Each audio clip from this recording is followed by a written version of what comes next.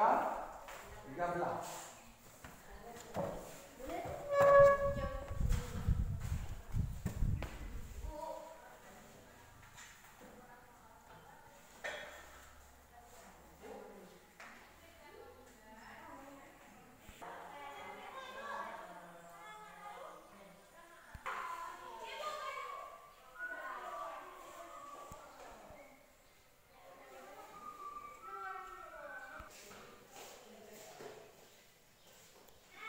Sekarang kita wawancarai salah seorang aktor dari filem yang dibuat di SMP Negeri Tikapanga, yaitu Saudara Bahagia. Silakan, apa kesan dan pesan Bahagia selama lockdown? Saya sangat senang pergi sekolah kembali. Sekarang kita wawancarai salah seorang siswa peraih peringkat 1 meskipun belajar dalam masa pandemi. Silakan, Salsabila. Saya senang karena bisa sekolah kembali lagi.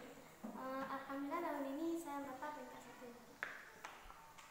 1. Sekarang kita wawancarai salah seorang aktor juga dari filem yang dibuat di SMP Negeri Tikapanga. Dia peraih juara Harapan 3. Silakan, apa kesan dan kesannya selama sekolah masa lockdown?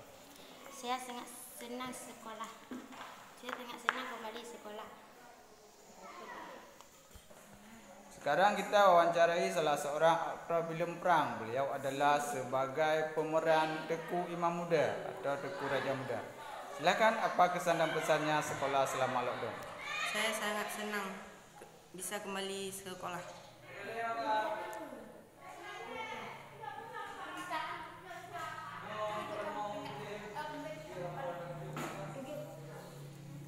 Selanjutnya kita wawancarai sebagai Waki Ulai Balang. Silakan.